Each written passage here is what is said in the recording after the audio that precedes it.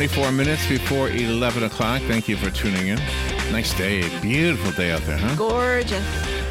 All right, so we just went through the holiday season. When I was a kid, I was shopping for the holidays with my friend Bobby. Yeah. Bobby was Jewish, and I am not. So we were in the store. I think it was Roosevelt Field. For those from Long Island, you might know that mall up there.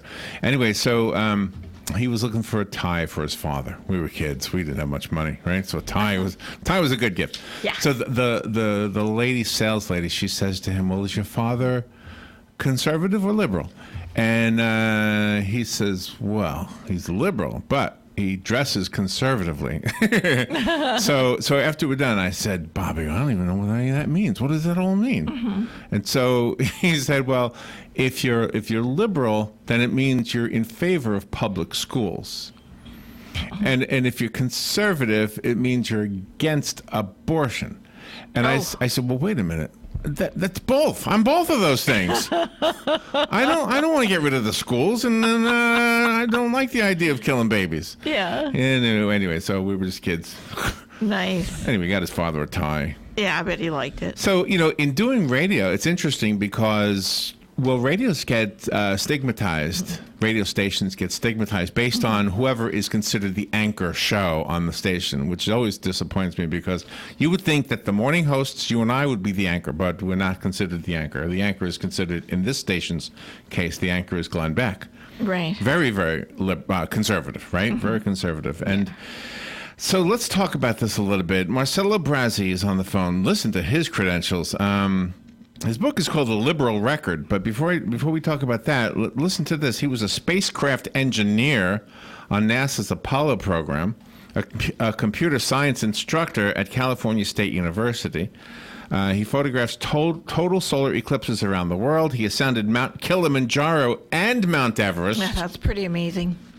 We've had a few with Kilimanjaro. I don't think we've had anybody with Mount Everest before, right? No. Anyway, his book is called The Liberal Record. So many side conversations we might be able to take, but let's go right to the focus of the book. The Liberal Record. Good morning, Marcelo. It's an honor to have you on the show. Yeah, hi, Larry. It's Marcelo. Nice to talk to you. Hey, where are you calling from? Long Beach, California. The sun just came up. Oh my! And that's another thing. This is another thing. Like the South might be considered more conservative.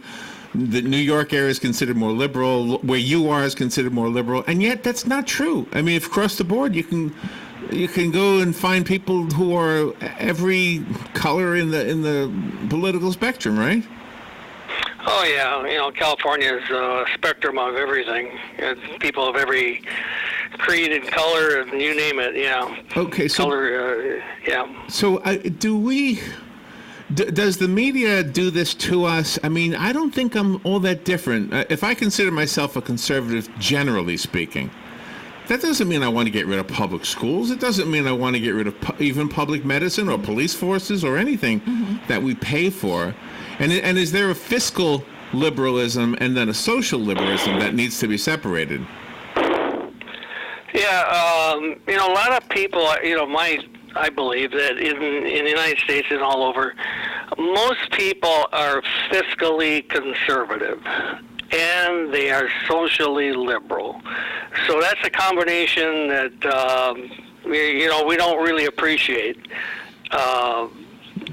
So you can be, different persuasions and different parties and all that, and you really, it's not black and white. But I don't want to bring a button pushing topic right at the beginning here, but I'm going to do it. The abortion thing. I'm against abortion. Now you might be in favor of abortion, but No. Well, it's not that simple, Larry.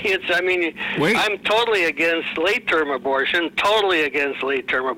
but I don't see anything wrong with day one abortions. Day one. Okay. That's it. Okay, that's fair to say. But my thing is about government control of it. Yeah, right. So my father was a policeman in New York City. He had a story that he went to this home. The 14-year-old girl was dead because some butcher had given her an abortion before it was legal. And so he was opposed to government saying whether you can or cannot have an abortion, but at the same time, he was against abortion. That's the way I feel, too. I guess I was influenced by my dad. Well, yeah, I'll just go back and repeat what I said. I mean, I'm all against late-term abortions, and I'm in favor of day-one abortions. I mean, it's a total different, it's completely different. You can't just say it's all the same. No, it's not. But what date what's the cutoff date for you? Well, I don't have a cutoff date generally. I go with the Supreme Court decision, which is about 2 months, 2 or 3 months, something like that. And I have a section in my book. You might want to take a glance at it on abortion, and I go into a facet of abortions that nobody has ever brought up in the past. No one. It's an aspect, a perspective it's one of the many things in my book, which is a little bit different, not different, but it's tell us. One of the reasons why the book got such great reviews. It's been getting outstanding reviews. It's one of the best books of the year. It's brilliant. It's outstanding, et cetera, et cetera. And one of the big reason for that is because I go into subjects that are not commonly addressed. This aspect I'm talking about abortion is one of them. Okay, but again, I'm talking about, there's two different things here. We're talking about abortion, and we're talking about government regulating abortion. Oh, it's two different things. Yeah, right. So what do you say in that chapter? I don't talk about government control of it. I just talk about in the book. I just talk about abortion itself and some aspect of it that people have not ever considered. I mean, I talk to people about abortion all the time, and then when I mention this aspect of it, they say, "Oh, well, I never thought about that." Well, but basically, as far as government control. I guess the government just has to protect the people, protect all of us. I mean, it's one of the jobs of government. Protect your rights, protect the unborn, all that. So you got to have government has to do something. Yeah, I'd like to come back to that. But tell me what you say in that chapter. What is the thing nobody ever has thought of before? Well, it's kind of hard to discuss it in a couple minutes over the phone, but I guess I can give it a shot. The basic reason a lot of people are against day one abortions is because the religious people believe that that's a soul created by God, and it's an eternal living soul, and therefore it's murder, even though it's a day one abortion. But at day one, you have just one cell that's been fertilized, by one sperm, and that cell starts to divide. I don't want to drag this out too much, but about half of the time, 50% of the time, that fertilized cell, which religious people would now consider to be a human being, it never attaches to the uterine. It just gets dumped out, the way everything else gets dumped out, and it never gets to become even a part of a fetus. And that happens millions and millions and millions of times, all the time. These fertilized eggs are being lost. Well, if you're religious, you believe that's an act of God. That's God does everything. He controls our lives and whatever. Well, okay, so you're saying that God lets this one cell get fertilized and then immediately he gets rid of it. Well, that don't make any sense in any way, Well, that does make sense. That's how biology handles something. Right. Yeah, but nobody, that's the way biology works, right? Nobody ever gets an abortion on day one. Nobody ever does that. So they always get an abortion after it has attached itself. But again, our difference. What am I saying is you have to account for why God has commits all these millions of natural abortions. Yeah. Why is God committing all these millions of natural abortions?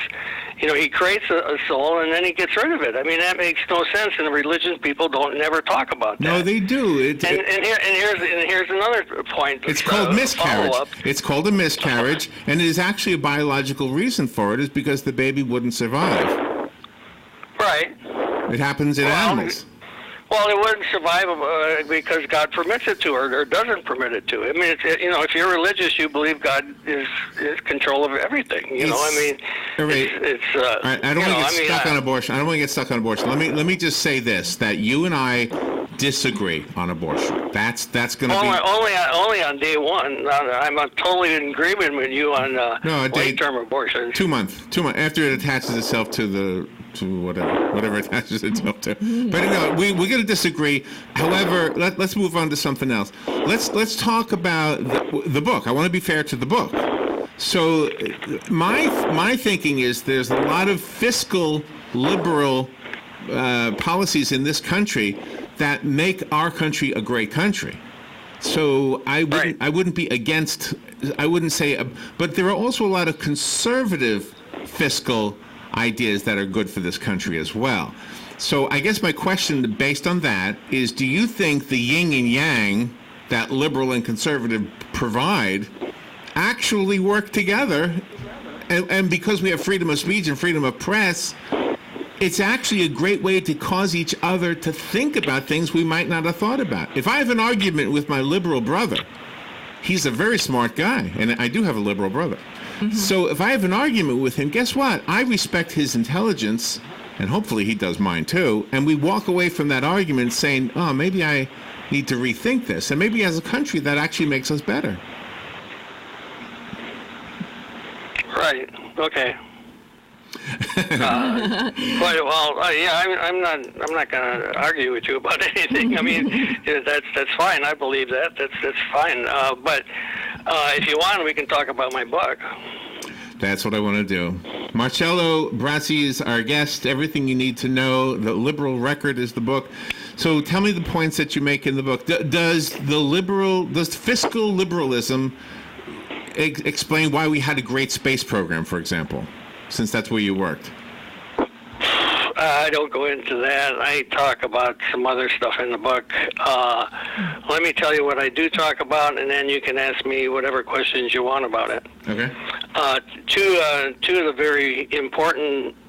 Well, there's a lot of stuff in the book. I mean, it's just packed with information. Every page has got some new information on it. Like the one I just mentioned on abortion is just one tiny bit. Mm-hmm. I talk about football. I talk about DNA. I talk about NASA and all that stuff. But let me go to a couple of the main political points. One of the basic foundations of liberalism, not liberalism, but just the history. If you look at history, go back 300 years, and over the past 300 years, our lives have drastically changed. If nothing had changed, we would still be living in a world of kings and slaves like we did 300 years ago. But many things have changed along the way. Everything, everything from child labor, from public education, from Social Security, a whole long list of things have changed. Liberals have been behind all of the progress of the last 300 years. Everything that we have advanced in our culture and our society has been the work and accomplishments of liberals. And conservatives have opposed everything that liberals have accomplished. They've opposed the civil rights. They've opposed women's right to vote. They opposed repealing prohibition. So we live in a world that has been created by liberal philosophies and policies and accomplishments. And an interesting side point on that, a very interesting side point, is that after a couple generations, 2 generations, the conservatives accept and embrace the accomplishments of the liberals, and they have no problem with them. So things, of course, like slavery, everybody thinks slavery is wrong. Everybody thinks women should vote. But they never did at the beginning, but eventually conservatives fall in line and embrace all the accomplishments that liberals have made over the years. Okay. That's one point. The second point is that for for almost the whole length of our country, we didn't have such tremendous divide, diametrically opposed positions politically. I mean, it's like, we all know that. I mean, nowadays things are totally different than they used to be. When I grew up, we were probably, Democrats, Republicans, conservative, whatever. It wasn't that big a deal. But now we have this humongous divide. Now, what changed? What happened? There's always been a divide, first of all. There's always been a divide. If you go back to the debates at the founding of this country, there were divides. I'm not going to debate that. Of course, there's always been differences. But just allow me to interject something, just to kind of ask a question. Was Abraham Lincoln conservative? Of course not. He freed the slaves. He was behind the movement to end slavery. That's what I said. Of course he wasn't conservative. He was a liberal, a flaming liberal. It was known throughout the whole world. The Republican Party started out in the 1800s as a liberal party. It was a liberal rebellion against the conservatives in the South. So that's a matter of history. So George Washington, conservative or liberal? Liberal. Look at Larry. Let's look at the definition of a liberal. What is it? See, this is big part of my book. And what is the definition of a liberal? And if you look at it up in a dictionary or any other place, liberals are in favor of change, progress, people's rights. Progress. Let's talk about these things. Wait, don't just talk. Let's talk about what you're talking about. Because I think what you're saying is true. But there's also the sense that there's an entitlement, and a fiscally liberal person like Bernie Sanders, for example, will say we're going to give free education. Right? Well, okay, Larry, look at you keep changing the subject. If you let me finish about my book, and if you want to ask me questions, I'll be happy to talk all day. When do I get to ask questions? Because you've said some things that require questions. Okay, let me just finish my last point, and we can do whatever you want. My last point started out that we were not divided so much in the past as we are today. And I think that's generally accepted. Something changed, and most people are not aware of it, but there was a major change in 1987. In 1987, Ronald Reagan and the Republicans, they repealed in 1987, they repealed the fairness in broadcasting laws. I don't know if you're familiar with those. I'm very familiar with them. I've worked in broadcasting since 1984. I know exactly what you're talking about. You're right. Okay, good. I'm glad you know about that. A lot of people aren't. A lot of people aren't aware of that. In 1987, the Republicans repealed the Fairness in Broadcasting Act. The Fairness in Broadcasting Act required that broadcasters give both sides of an issue. They didn't say you had to say this or you had to say that, or you can't say this or you can't say that. The law said you simply have to present both sides of the issue. And that was brought on because of the McCarthy thing. Anyway, so the Republicans no longer wanted to be held accountable and present both sides of the issues when they were discussing them. Immediately after that was repealed, immediately after the Fairness in Broadcasting was repealed, Rush Limbaugh plugged in his microphone. Soon after that, Fox News plugged in they got online. And the whole world changed. The whole world changed after we repealed the Fairness in Broadcasting Act in 1987. A lot of people are not aware of that, and the result of that is that now broadcasters can say without accountability anything they want. They don't have to present both sides of an issue. No. The Fairness in Broadcasting was something that enabled us to adhere to the constitutional right of freedom of the press. The press, which includes media, has the right to say whatever they want to say. The New York Times can write whatever it wants to write. The New York Post, the WOCA, NPR, we can say whatever we want to say. That's what the fairness doctrine enabled us to do. No, we always had that right. We were limited because we had to make sure we had somebody else on the air at the same time talking about the opposite opinion. No, well, we always had the right of free speech. So then what did it do? So how did it change anything? Well, the Fairness Doctrine was passed in 1949, and it was aimed at the fact that you have the right to say whatever you want, but media, because it's under government regulations, has to present both sides of an issue. Like we were just talking about abortion. Well, under the fairness in media law, you could, present your position on abortion, and I could present mine, and we'd both talk about it, and that would be it. But after they repeal that, now I could go up and say whatever the hell I want, and I don't have to answer to you or anybody, and yeah, you do. I don't have to. Yeah, you do. Everything we say right now is going up on the internet, and everybody who's got an opinion is going to say their opinion. Some are going to hate me. Some are going to hate you.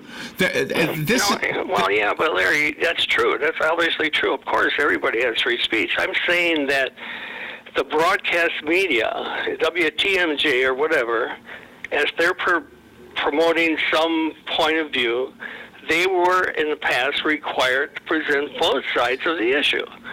Now they are no longer required to present both sides of the issue. You're right, of course. Everybody has free speech. They can argue this, that, whatever. It's the government control. Yeah, but it wasn't about the free speech as much as the government control of the free speech. That's what they were trying to get away with. The government was not controlling free speech. It was just requiring you to have whatever free speech you want. You can say any damn thing you wanted to say or do whatever, but you can't just say it without having the other person give their side of the issue. There's nothing wrong with that. What's wrong with that? Well, I can tell you what's wrong with it. If you run a radio station, the one thing that has to happen is you have to have advertisers. Advertisers will pull their ads if they disagree with the host, if they disagree with the sentiment. I can tell you, we get these notices all the time. Do not run such and such an ad during Rush Limbaugh's show. Do not run such and such an ad. We're told that all the time. So if you have both sides, sometimes that works against you. That's why CNN is so liberal. Because it makes sense for them to be completely liberal so that the liberal-leaning businesses will buy ads. It's about money. It's always been about money. So you're against. You don't agree that broadcast media should present both sides of an issue. No. It should just be. Broadcast media should. I do think so. But again, it's about the government controlling it. No, government never had any control on it, Larry. No one ever said you have to say this, you have to do that, you can't do this, you can't do. No one ever said, never. Yeah, you were supposed to provide. You had to have the opposite opinion. You did. Yeah, I'm just saying, what's wrong with having both sides present their side of the issue? What's wrong with that? Nothing is wrong with it. It's the government telling you have to have both sides. That's the part that we were against. Yeah, well, I disagree with that. I think should have to present. I think you should be able to present both sides. The government isn't telling you what side to present. The government is saying, well, you got to say this, you got to say that. No, the government is just saying that if one person says right, the other person says left. If one person says up and the other person says down, you gotta present both sides so everything is fair and balanced. All right. Fair and balanced. Well, let's be fair. That? Let's be fair. Remember that fair and balanced stuff? Marcelo, what happened to that? Let's be fair to your book. I want to be fair to your book. So in order to be fair, as a host, if you have the time and you're willing to do this, just I won't even say a word. I'll just let you talk about the book. Get as long as you feel like you want to. It's called The Liberal Record: Everything You Need to Know. Marcelo Brazzi, what will we learn from the book? Well, there's a whole array of things that are in there. There's like on NASA, I talk about some of the problems with the spacecraft, what happened on a couple of landings that didn't make it. Another item that most Americans are not aware of that I talk about in the book is Columbus, believe it or not, was the only person in the world that knew the secret of sailing across the Atlantic and back. It was... and he is never given credit for that. He knew things that nobody else knew. And the book goes into this, and this is how Columbus was able to discover America, because he knew how to sail west and he knew how to sail back to Spain, and nobody knew because of the various navigation problems or whatever. And you read the book, you'll find out how that happened. You'll also read about the economy. Over the years, the last 50 years, if you look at the statistics, the numbers, the GDP, the jobs, everything, the economy has always done better under Democratic administrations than under Republican administrations. We're doing pretty good right now. The Great Depression, the Great Recession were all initiated under Republican administrations. But forget about the opinions. I don't put any opinions in my book. I hate opinions. I think opinions are for people who don't know what they're talking about. The whole book is based on facts and data and numbers. I have several dozen graphs and tables and quotes and items in there that back up everything I say. It's not just I think this, I think that, I believe this, I believe that. I think opinions are bullshit. I'm not allowed to say bullshit on the radio. You can't say it either. Pardon me? They don't let me say bullshit, so you can't say it either. Okay. I'll say BS. How can I say BS? You can say BS. Yeah, just don't say bullshit, because I'm not allowed to say bullshit. Okay? Just so you know. Okay. Well, there's that damn government again controlling what we say. All right. The book is called The Liberal. I found the book on Amazon. It's got really good ratings. Do you have a different website you'd like to direct us to? Yes, sir. You can go to theliberalrecord.com, and there's a website there. It's all small, lowercase, without spaces, theliberalrecord.com.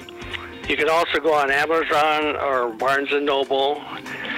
You can write me at my email. I'll spell it out, and it's Marcelo, Marcelo Brazzi, Brazzi at AOL.com. So it's nice talking to you. I think you guys are, being responsible and doing a good job. I appreciate that, and I appreciate you giving me an opportunity to present my side of the issue and to mention my book. The book has, as you mentioned, has been getting tremendous reviews. It's been called the best book of the year because I cover all these different things, and I cover them objectively. I don't just rant and rave like, usually a lot of political stuff. You people are just ranting and whatever. I back it all up with historical accounts. I used up my time here, but I'll just thank you for the opportunity, and let it go at that. Thank you, Marcelo. Marcelo Brazzi. Again, the book is called The Liberal Record. I found it on Amazon, and theliberalrecord.com is the website. Marcelo, thank you. Thank you. We'll be right back. Bye.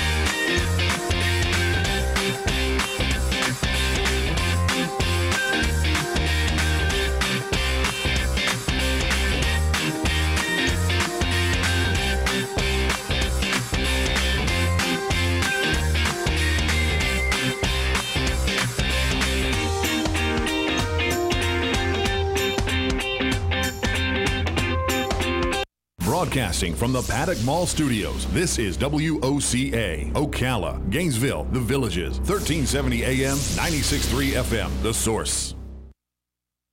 Here are today's headlines from The Source, WOCA. Police in Ocala are investigating a shooting that left one person dead and 3 people injured. Officers with the Ocala Police Department say the incident occurred near the 800 block of Northwest 6th Terrace on Saturday. 4 men were shot and were taken to the